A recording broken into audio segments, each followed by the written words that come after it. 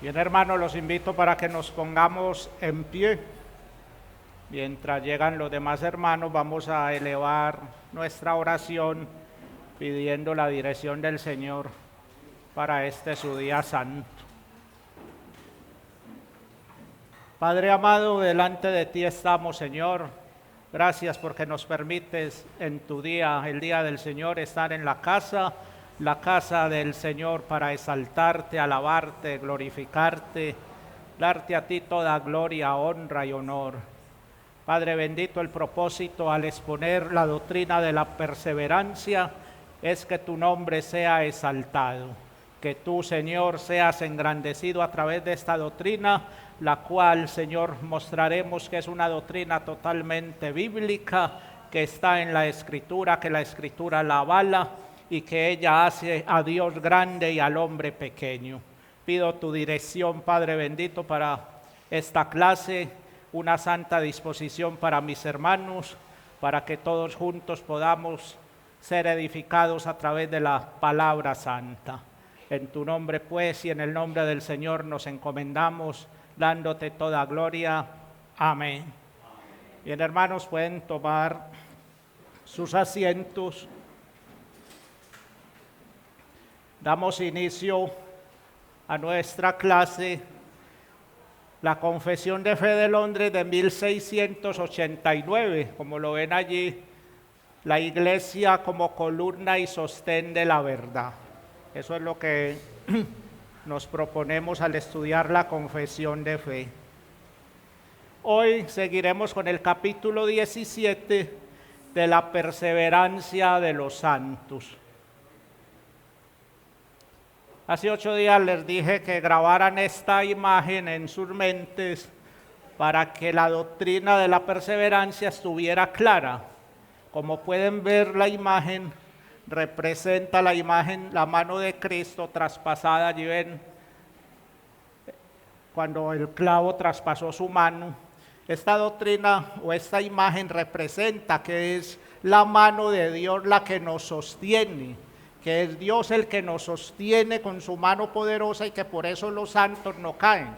No es que nos aferremos nosotros a Dios y eso basta, no es que Dios nos tiene asidos en su mano y que perseveramos no para ser salvos, sino que porque somos salvos es que perseveramos. Eso es muy importante mantenerlo presente.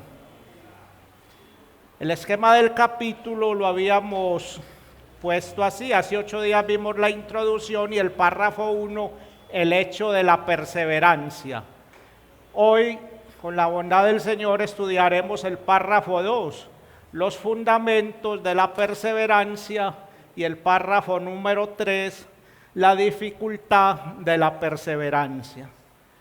Quiero iniciar con una frase de John Flavel. Pregunta: ¿terminó Cristo su obra por nosotros? La respuesta es sí. Dice Flavel: entonces no cabe duda que también terminará su obra en nosotros. Una de las verdades cardinales de la fe reformada es que los elegidos de Dios, llamados por Él a la comunión con su Hijo, regenerados por el Espíritu Santo del pecado, son preservados en esta salvación. Y presten atención, y perseverarán en la fe, no por sus propios méritos o fuerza, sino por la misericordia de Dios en Cristo. Eso es lo que sostenemos con esta doctrina, que no perseveramos en nuestra fuerza, sino por la misericordia de Dios en Cristo. Recordemos brevemente de la clase pasada cómo se había definido la perseverancia. Wayne Grudem define la perseverancia de esta manera: la perseverancia de los santos significa que todos aquellos que verdaderamente nacen de nuevo serán guardados por el poder de Dios y perseverarán como cristianos hasta el final de sus vidas, y que solo aquellos que perseveran hasta el final han nacido verdaderamente de nuevo. Recordemos las conclusiones a las que habíamos llegado con nuestra introducción y el párrafo número 1. Habíamos concluido, recordemos, que los verdaderos creyentes no pueden caer de la gracia, es decir, ni total ni definitivamente, que sin duda perseverarán en ella hasta el fin, que no todos los que van a una iglesia y dicen creer en Cristo son verdaderos creyentes. Eso es importante tenerlo en cuenta. Perseveramos solo porque Dios en su gracia y poder nos preserva, que la perseverancia de los santos proporciona seguridad al creyente, ya que su salvación no está a merced de su propia inestabilidad o falta de fe, sino que está arraigada en el poder y la fidelidad de Dios. Y por último, que la perseverancia es una obra de Dios en el creyente, no una conquista humana. Bien, hermanos, adentrémonos entonces en nuestro estudio de la confesión de fe y vamos a la declaración del párrafo 2. Dice, este párrafo lo hemos titulado Los fundamentos de la perseverancia. Esta perseverancia de los santos depende no de su propio libre albedrío, sino de la inmutabilidad del decreto de elección, que fluye del amor libre e inmutable de Dios el Padre, sobre la base de la eficacia de los méritos y la intercesión de Jesucristo y la unión con Él, del juramento de Dios, de la morada de su Espíritu, de la simiente de Dios que está en los santos y de la naturaleza del pacto de gracia, de todo lo cual surgen también la certeza y la infalibilidad de la perseverancia. El párrafo 2 expone la base o el fundamento de la perseverancia, porque es que los santos perseveran hasta el fin. Lo primero que la confesión de fe hace es decirnos cuál no es la base. Mire lo que la confesión dice: esta perseverancia de los santos depende no de su propio libre albedrío. Nuestra perseverancia y permanencia en la gracia no depende precisamente del libre albedrío, no proviene de nuestro poder y fuerza. Si dependiera de nuestro libre albedrío, todos caeríamos de la gracia.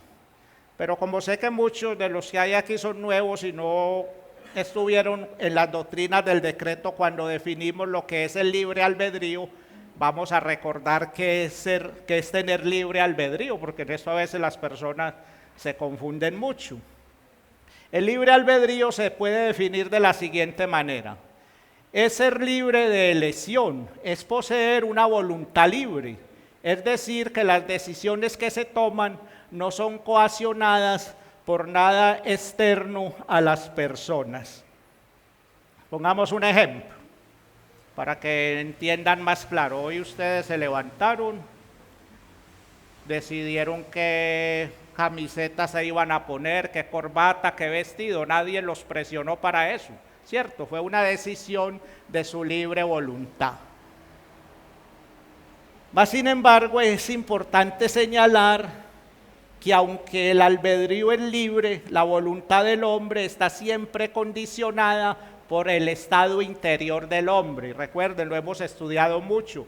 Desde la caída, la condición del hombre es de continuamente el mal. Nuestra naturaleza es totalmente pecaminosa. El hombre peca porque es pecador. Él no es pecador porque peca, sino que peca porque su naturaleza es pecadora.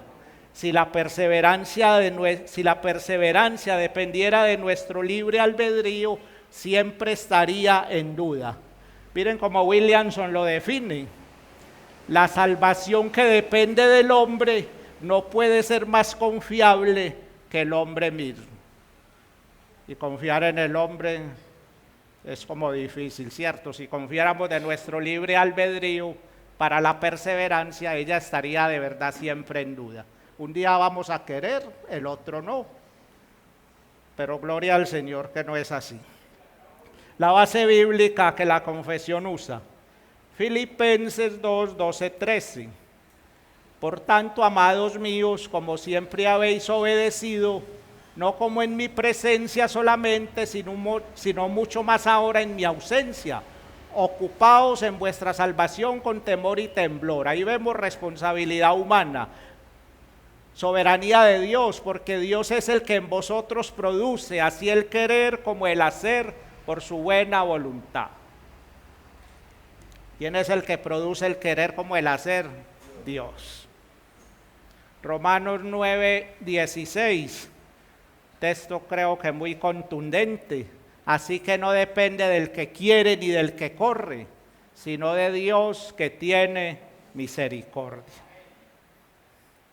Bien, la confesión ya nos ha dicho en qué no consiste el fundamento de nuestra perseverancia. Ahora pasa a declarar en qué sí consiste. Miren la declaración: sino de la inmutabilidad del decreto de elección, que fluye del amor libre e inmutable de Dios el Padre. Aquí se contrasta la variabilidad que acabamos de ver del hombre, su libre albedrío, se contrasta con la inmutabilidad de Dios, de su decreto inmutable. Por eso es que en la Escritura constantemente se le llama a Dios la roca firme, la roca que no se mueve. Lo vemos sobre todo mucho en los Salmos: el Señor es mi roca inconmovible. Sobre esta inmutabilidad de Dios, la confesión va a exponer el rol de las tres personas de la Trinidad en la perseverancia de los santos. Vamos a verlo como está allí en la confesión de fe. Seguida. Pudiéramos preguntarnos qué motivó a Dios a elegir a unos y a pasar a otros. En esto no vamos a profundizar mucho porque lo vimos en la doctrina del decreto. Lo que se respondió es que lo único que mueve al Señor a elegir a unos y a otros no es su amor libre e inmutable de Dios. Dios no escoge como los arminianos lo hacen ver en base a la previsión de la fe del hombre. ¿Qué quiere decir eso? Lo habíamos estudiado en las doctrinas del decreto. Es decir, que Dios mira como si tuviera una bola de cristal, mira al futuro. Entonces, voy a poner un ejemplo. Entonces ve que Jorge iba a creer. Jorge va a creer en mí, entonces sí, ese lo voy a elegir. No. El Señor eligió desde la eternidad. Él no necesita mirar al futuro. Eso quisiera decir que Dios no sabe, que Dios tiene que esperar a ver el hombre que va a ser, lo cual es totalmente falso. Renihan lo expresa de esta manera: cuando Dios pone su amor en cualquier persona, ese amor cumplirá su propósito, por lo que la perseverancia es segura. Y Watson lo expresa así: el fundamento de Dios no es otra cosa que el decreto de Dios en la elección, y este es firme. Miren lo que dice: Dios no lo alterará y otros no pueden. Ahí está la garantía. Dios no va a alterar su decreto y otros no pueden. ¿No? ¿Qué hombre puede alterar un decreto de Dios? Ninguno. No es por nada pues que esté en nosotros, ya que nosotros somos muy infieles, variables, cambiables. Como dijo un teólogo, no hay ni un átomo de alabanza que puedas tomar para ti. Miren, ¿qué va a tomar el Señor de nosotros si fuera por buenitos? Nada. La confesión de fe trae la siguiente base bíblica: Efesios 1:4, este texto lo hemos visto muchas veces. Según nos escogió en él antes de la fundación del mundo, para que fuésemos santos y sin mancha delante de él. ¿Cuándo nos escogió? Desde antes de la fundación del mundo. Y Romanos 8:30, y a los que predestinó, mira, el Señor ya los predestinó, a estos también llama. A los que llamó, a estos también justificó, los justifica. Y a estos que justifica también los lleva a donde, al estado de glorificación, o sea, la perseverancia de los santos. Por eso es que nuestra perseverancia está segura en Dios. La confesión pasa ahora de hablarnos de la obra del Padre a la obra del Hijo en la perseverancia de los santos. Sobre la base de la eficacia de los méritos y la intercesión de Jesucristo y la unión con Él. El Padre elige quienes serán salvos y son salvos por la obra del Hijo. La salvación se basa en la eficacia de los méritos de Cristo, doctrina que vimos hace poco, que nos la expuso nuestro hermano Jason, de Cristo el mediador. Su obra perfecta y sacrificio han satisfecho plenamente la justicia de Dios. No sé si alguno de aquí se atreve, recuerda más bien cómo definimos la obediencia activa y pasiva de Dios. ¿Quién recuerda qué es lo que significa la obediencia activa y la obediencia pasiva? A ver si alguien quiere recordarnos. Porque si no hemos estado enseñando casi que en vano. Nadie. Recordemos que la obediencia activa del Señor era la obediencia que el Señor mostró a toda su ley, a los mandamientos, que fue una obediencia perfecta. Y dijimos que la obediencia pasiva no viene de un verbo de estar quieto, no, sino pasiva de pasión. O sea, la pasión de Cristo, su sufrimiento, su humillación. A eso se refiere cuando lo van a encontrar mucho en la confesión de fe. Obediencia activa y pasiva, para que les quede bien grabado. Muy bien, vamos a ilustrar esto.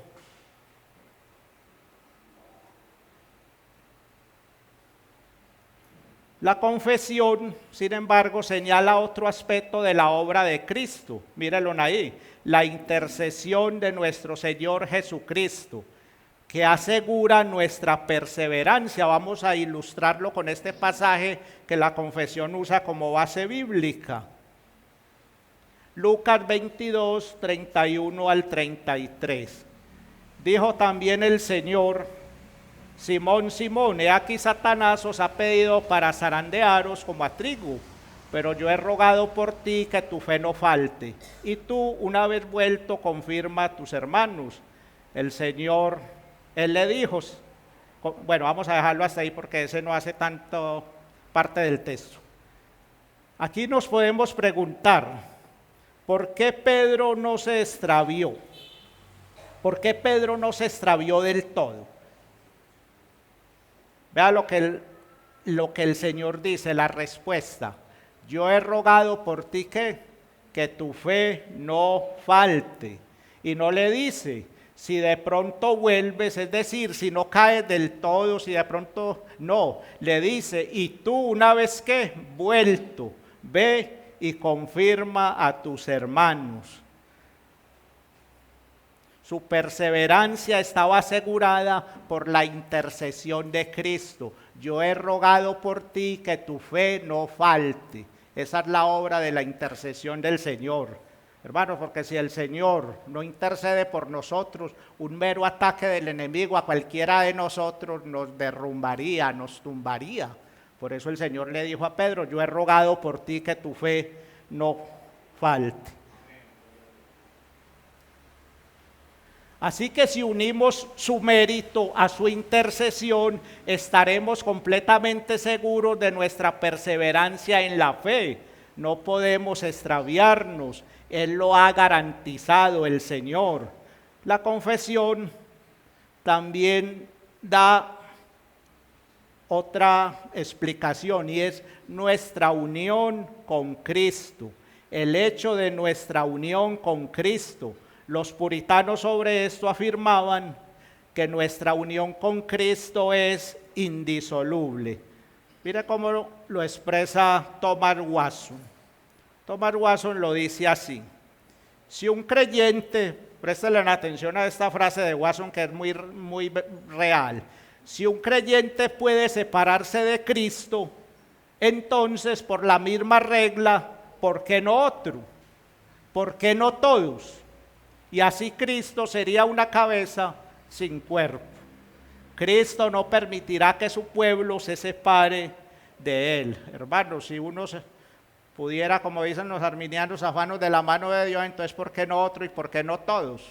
Cristo sería una cabeza sin cuerpo.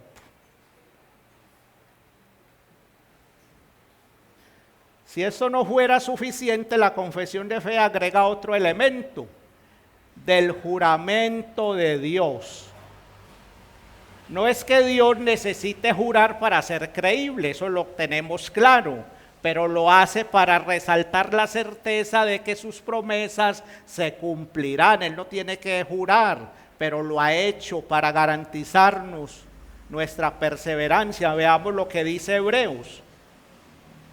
Porque los hombres ciertamente juran por uno mayor que ellos, y para ellos el fin de toda controversia es el juramento para confirmación, por lo cual, queriendo Dios mostrar más abundantemente a los herederos de la promesa, mire, la inmutabilidad de su consejo, interpuso juramento, para que por dos cosas inmutables en las cuales es imposible que Dios mienta, tengamos un fortísimo consuelo, quienes los que hemos acudido para asirnos de la esperanza puesta delante de nosotros, la cual tenemos como segura y firme ancla del alma, y que penetra hasta dentro del velo, donde Jesús entró por nosotros como precursor, hecho sumo sacerdote para siempre, según el orden de Melquisedec. La única razón pues para que Dios jure, ya que no necesita hacerlo, es para el consuelo de los verdaderos creyentes. La confesión nos ha hablado hasta aquí de la obra del Padre y del Hijo. Ahora pasa a mostrarnos la obra del Espíritu Santo en los creyentes para nuestra perseverancia.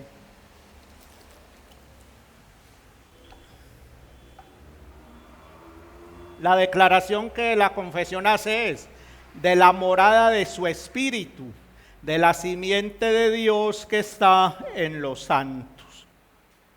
Hubiera bastado con su palabra, con su juramento, hubiera sido suficiente, pero lo confirma aún más para nuestra seguridad con la morada de su Espíritu Santo en nosotros. Dos grandes hechos se resaltan en cuanto a la morada del Espíritu Santo. Y es que hemos sido sellados y que tenemos sus arras. Vamos a verlo con la base bíblica para que lo entendamos.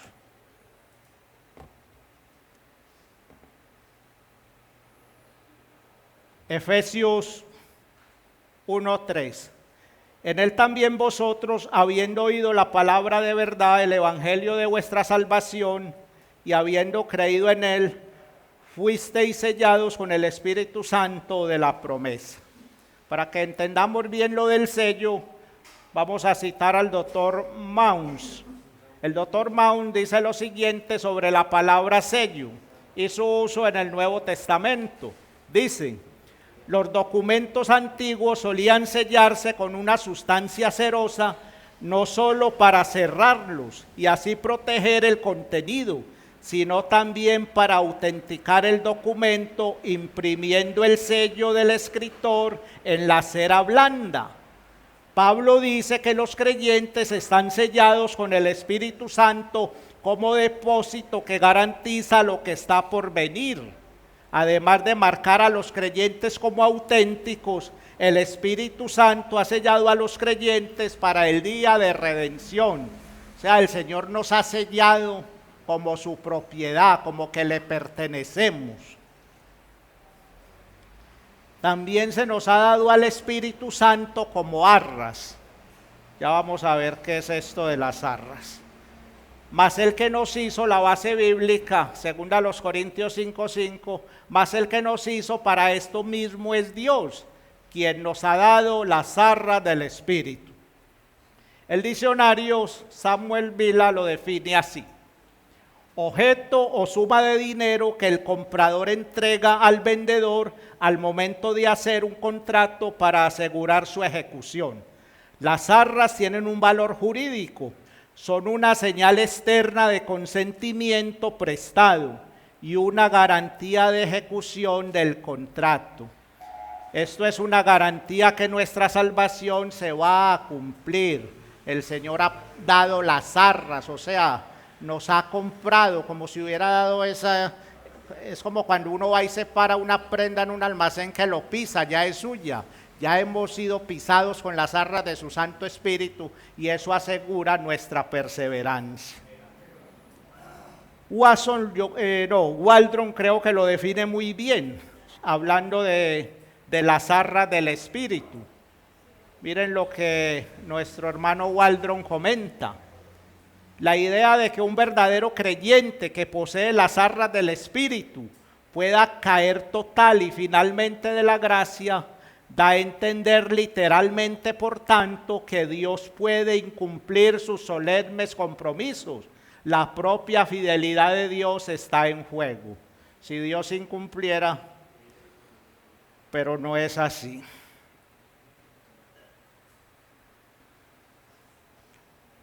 Ya vamos a mirar este texto. Ahora la confesión habla de la simiente de Dios que está en los santos. Y usa esta base bíblica. Primera de Juan 3:9, que dice: todo aquel que es nacido de Dios no practica el pecado, porque la simiente de Dios permanece en él y no puede pecar porque es nacido de Dios. Bueno, ya sé que muchos estarán preguntando, bueno, ¿y cómo es que Juan dice aquí que no podemos pecar? Los puritanos afirmaban que para comprender correctamente este pasaje, primero debemos examinar el contexto del mismo. En el contexto Juan había dicho: si decimos que no tenemos pecado, nos engañamos a nosotros mismos y la verdad no está en nosotros. Si confesamos nuestros pecados, Él es fiel y justo para perdonar nuestros pecados y limpiarnos de toda maldad. Eso lo expresó el apóstol en la primera de Juan 8:9.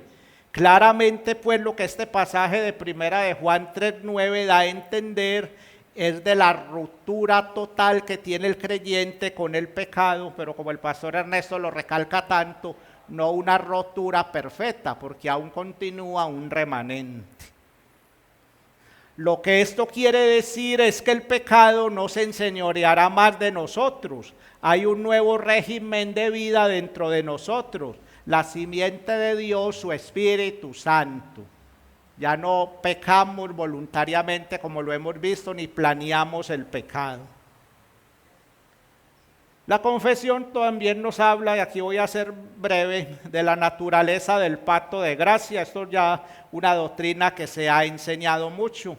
La naturaleza del pacto, lo que quiere decir es que el pacto no fracasará en cuanto a salvar a los que tienen este pacto con Él. De forma real e indefectible, el Señor salva a aquellos que están en este pacto. Para que lo entendamos un poco mejor, veamos cómo lo expresa Renihan. El propósito divino en la salvación reúne todo lo que se planeó en la eternidad, se cumplió en la historia redentora y se aplica a los elegidos en el momento determinado. Aquí lo que se hace es un contraste entre el pacto de gracia y el pacto de obras. El pacto de obras podía ser violado y de hecho fue violado, ¿cierto? Quebrantado. Pero el pacto de gracia no puede ser quebrantado. ¿Por qué? Porque Dios es el único que se ha comprometido a cumplirlo. ¿Qué base bíblica tenemos para sustentar esto? Jeremías 31, 33 al 34. Pero este es el pacto que haré con la casa de Israel después de aquellos días, dice Jehová. Daré mi ley en su mente y la escribiré en su corazón. Y yo seré a ellos por Dios y ellos me serán por pueblo. Y no enseñará más ninguno a su prójimo ni ninguno a su hermano, diciendo: conoce a Jehová, porque todos me conocerán, desde el más pequeño de ellos hasta el más grande, dice Jehová, porque perdonaré la maldad de ellos y no me acordaré más de su pecado. Y Jeremías 32:40 es mucho más contundente: y haré con ellos pacto eterno, que dice: no me volveré atrás de hacerles bien, y pondré mi temor en el corazón de ellos para que no se aparten de mí. Ahí está muy clara la promesa del Señor, no es por nosotros, es porque el Señor lo ha hecho.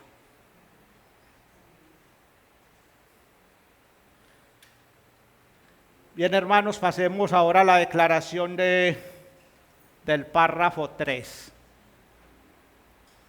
Dice: y aunque los santos, mediante la tentación de Satanás y del mundo, el predominio de la corrupción que queda en ellos y el descuido de los medios para su preservación, caigan en pecados graves y por algún tiempo permanezcan en ellos, por lo que incurren en el desagrado de Dios y entristecen a su Espíritu Santo, se les dañan sus virtudes y consuelos. Se les endurece el corazón y se les hiere la conciencia, lastiman y escandalizan a otros y se acarrean juicios temporales. Dice, sin embargo, renovarán su arrepentimiento y serán preservados hasta el fin mediante la fe en Cristo Jesús. Lo que afirma este párrafo puede expresarse así: que los verdaderos cristianos pueden caer y de hecho caen en pecados graves y continuar en ellos por un tiempo, sí. Como lo podemos ver a través de la misma palabra del Señor, que acaso no lo podemos ver en hombres como Noé, Moisés, David y Pedro, por citar algunos nomás. Todos ellos cayeron en pecados graves y lamentables, pero fueron restaurados a la comunión con Dios. Agustín declara: la gracia puede verse afectada por temores y dudas, pero no puede ser arrancada de raíz. Es lo que vamos a estar viendo en este párrafo. Alguien se podrá preguntar: ¿cómo es que el pecado puede conquistar a los que tienen al Espíritu Santo de Dios morando en ellos? Pues la confesión nos va a dar algunas de las diversas causas o razones. La confesión indica las tres causas del pecado con las que estamos familiarizados: el mundo, la carne y el diablo. Estas tres fuentes de tentación no pueden evitarse. O sea, esto no lo podemos evitar. El mundo, ¿quién pues puede evitar la atracción del mundo? De Satanás y la carne. Veamos brevemente la definición de cada uno de ellos. La atracción del mundo. El mundo con todos sus encantos y placeres nos atraen. Por eso es que el apóstol dice: no os hagáis amigos del mundo. El que se hace amigo del mundo se vuelve enemigo. ¿De quién? De Dios. La tentación de Satanás. Hermanos, un enemigo que no descansa, no duerme. Se atrevió a tentar al mismo Hijo de Dios. ¿Qué no hará con nosotros? La Escritura nos advierte que no ignoremos sus maquinaciones. No nos vamos ni a un extremo de que todo es el diablo, ni al otro de ignorar que es un enemigo con mucho poder, para que no ignoremos sus maquinaciones. La carne, es decir, la corrupción que hay en nosotros por el pecado, ese remanente que nos inclina al pecado. ¿O quién de aquí no tiene ninguna lucha con el pecado? ¿Cierto? Todavía no hemos sido glorificados. Sin embargo, la confesión de fe nos da otro descuido, y este sí que es bien importante, y dice: el descuidar los medios de gracia. Nos da una cuarta razón, y esos medios de gracia, entre otros que se vientan, son la oración, la palabra, la comunión con los creyentes y la diligencia en nuestro llamamiento. La oración, hermanos, creo que abundan las citas bíblicas donde se nos insta que oremos, velemos. Creo que todos aquí, muchos somos conscientes de que somos capaces de pasar 4 horas navegando en un celular, en la web, y nos cuesta orar 5 minutos. Esa es la triste realidad del creyente. La palabra, algunos la desempolvan solo para venir cada 8 días a la iglesia. Otros, como decía alguien, la usan como desodorante debajo del brazo, solamente cuando van a venir. Del resto la palabra archivada. Hermanos, prestemos atención a ese medio de gracia. La palabra santa es la palabra del Dios vivo. La comunión con los creyentes. No dejando de congregarnos como algunos tienen por costumbre, nos amonesta la palabra del Señor. La diligencia en nuestro llamamiento, no siendo perezosos. Comentaba un pastor que una vez un miembro de su iglesia le dijo: pastor, caí en un pecado grave. El pastor le dice: bueno, ¿y cuánto hace ya que no te congregabas? No, hacía 5 meses no venía a la iglesia. Y oraba, no, ya no oraba. Y leía la palabra, no, ya, pues ¿cómo no quieres haber caído en un pecado grave? Descuidar tales medios de gracia, lo dice Waldron, es un pecado muy grave y es empezar un declive espiritual en nuestras vidas. La pregunta que debemos de hacernos es: ¿cómo está nuestra vida actual en cuanto a estos medios de gracia? Mirémoslo con este pasaje bíblico tan conocido, Mateo 26, versos 70, 72 y 74. Mas él negó, estaba hablando de Pedro como todos sabemos, mas él negó delante de todos diciendo: no sé lo que dices. Pero él negó otra vez con juramento: no conozco al hombre. Entonces él comenzó a maldecir y a jurar: no conozco al hombre. Y enseguida cantó el gallo. Bien, Pedro empezó a descuidar los medios de gracia. El Señor le dijo que velara y orara, pero él se puso de valiente: no, aunque todos te nieguen, yo no. Descuidó los medios y vemos la trágica caída del apóstol. Bien, ahora vamos a ver precisamente eso, los trágicos frutos de la recaída, lo que nos puede costar el pecado. La confesión dice y nos da 5 puntos que los vamos a estar viendo. 1. Incurren en el desagrado de Dios y entristecen a su espíritu. 2. Se les dañan sus virtudes y consuelos. 3. Se les endurece el corazón y se les hiere la conciencia. 4. Lastiman y escandalizan a otros. 5. Se acarrean juicios temporales. Incurren en el desagrado de Dios, los trágicos frutos. La primera, y entristecen su espíritu. Hermanos, aquí quiero hacer un énfasis claro. Debemos entender que Dios no está para nada contento con nuestro pecado. Eso tiene que quedarnos claro. El Señor no está para nada contento con que pequemos. Dios aborrece verdaderamente el pecado, así sea de su santo. Y si no lo creemos, miremos lo que le sucedió al salmista en esta base bíblica. Salmo 38, 1, 8. Jehová, no me reprendas en tu furor, ni me castigues en tu ira, porque tus saetas cayeron sobre mí, y sobre mí que ha descendido tu mano. Nada hay sano en mi carne a causa de tu ira, miren, ni hay paz en mis huesos a causa de mi pecado, porque mis iniquidades se han agravado sobre mi cabeza, como carga pesada se han agravado sobre mí. Hieden y supuran mis llagas a causa de mi locura. Estoy encorvado, estoy humillado en gran manera, ando enlutado todo el día, porque mis lomos están llenos de ardor y nada hay sano en mi carne. Estoy debilitado y molido en gran manera, gimo a causa de la conmoción de mi corazón. Miren lo grave del pecado, Dios no está para nada contento. Y la otra base bíblica es Efesios 4:30, y no contristéis al Espíritu Santo de Dios, con el cual fuisteis sellados para el día de la redención. Nuestro pecado, eso es lo que hace, tener una rotura de comunión con su Santo Espíritu. Lo segundo que la confesión nos dice en cuanto a los trágicos frutos es: se les dañan las virtudes y consuelos. Se pierde todo gozo y consuelo y su presencia no ser lejana.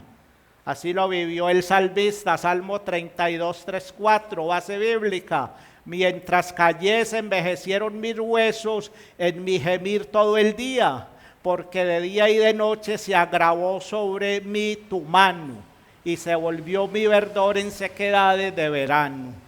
Así estaba el salmista.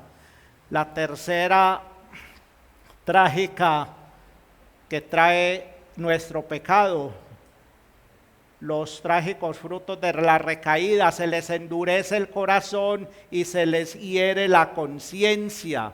El pecado nos va volviendo cada vez más insensibles, más necios, más insensatos. Mire cómo lo vivió el salmista.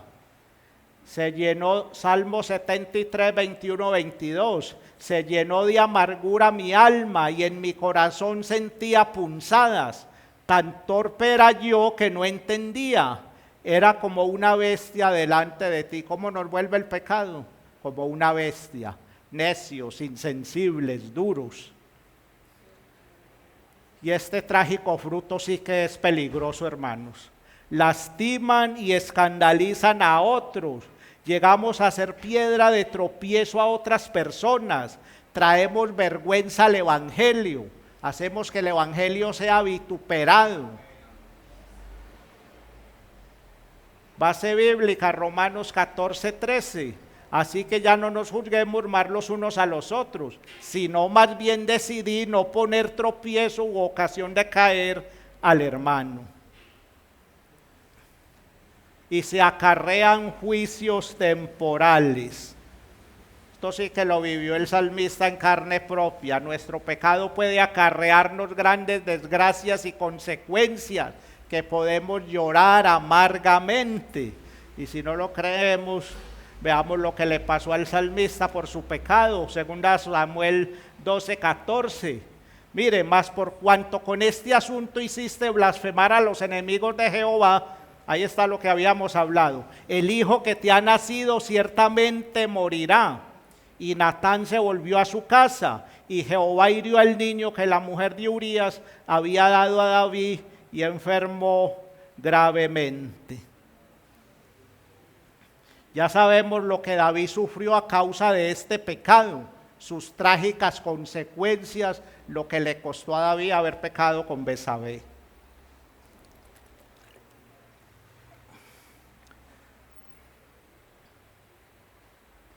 Hermanos, no hay garantía de que ninguno de nosotros caiga en tales pecados, no hay garantía. Aparte de una vigilancia continua como el Señor manda, velad y orad para que no entréis en tentación.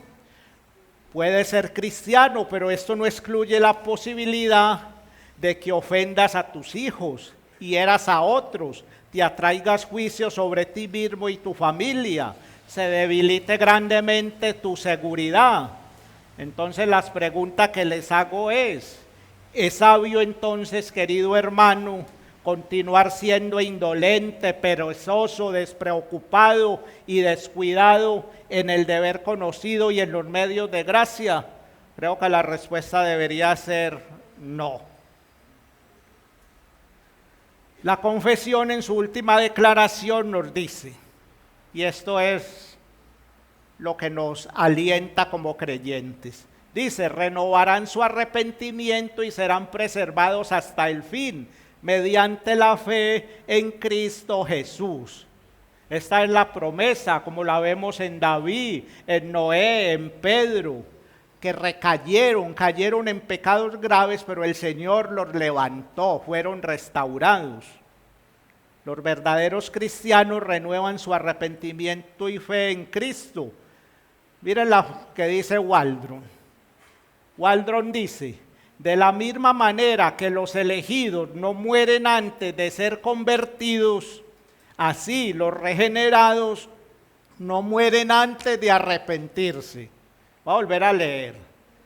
De la misma manera que los elegidos no mueren antes de ser convertidos, así los regenerados no mueren antes de arrepentirse.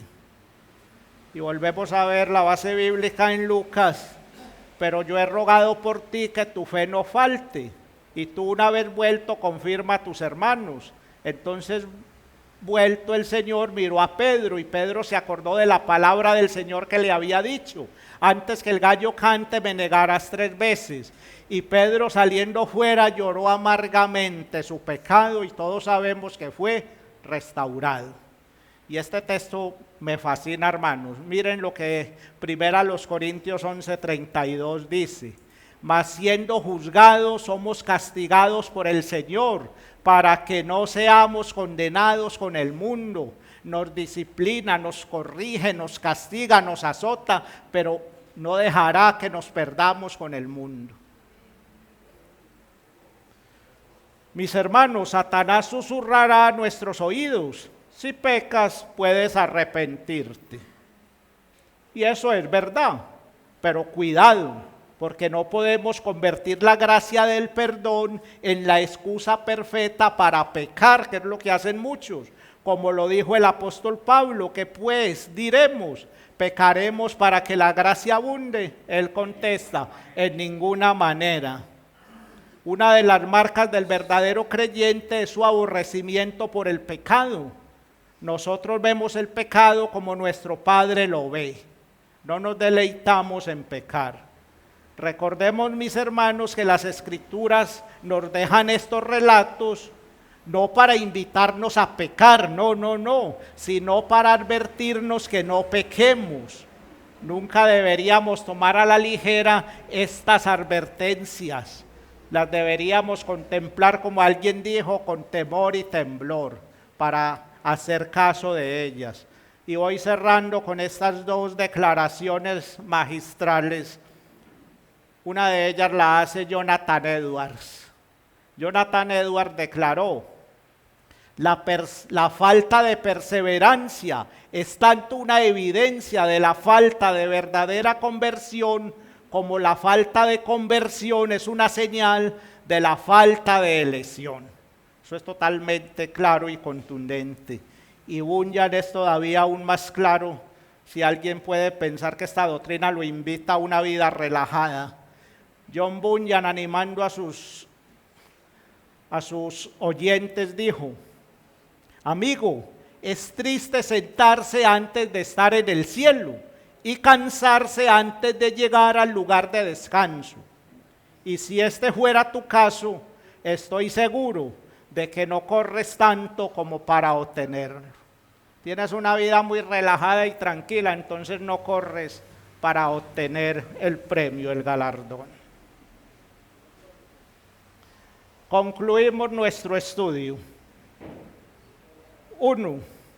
Que la causa de la certeza de esta perseverancia no depende en ningún grado de la libre voluntad de los santos, sino enteramente de A. La inmutabilidad inherente al decreto de elección. B. De las provisiones hechas en el pacto eterno de gracia, de los méritos e intercesión de Cristo, de que en nosotros habita constantemente el poder del Espíritu Santo, su sello y sus arras. Que sin embargo el creyente verdadero puede caer en pecados muy graves y continuar en ellos por algún tiempo. La confesión ni la Escritura lo niegan. Que podemos, a causa de nuestro pecado, contristar el Espíritu Santo o incurrir en el desagrado de Dios. Que podemos quedar privados hasta cierto grado de los consuelos y fuerzas de su gracia. Que nuestro pecado puede ser piedra de tropiezo para los incrédulos y un motivo de tristeza para nuestros hermanos en la fe. Y por último, que los regenerados no mueren antes de arrepentirse. Oremos. Padre, gracias te damos, Señor. Hemos concluido esta preciosa doctrina, la perseverancia de los santos. Creo que la Escritura ha sido muy clara. La perseverancia no depende en ninguna manera del libre albedrío del hombre. Depende de la gracia de nuestro Dios a través de Cristo el Señor. Pero no nos exime de nuestra responsabilidad, como lo hemos visto. Es muy claro, debemos ser esforzados, valientes, y el Señor en su buena voluntad pondrá el querer como el hacer en nuestras vidas.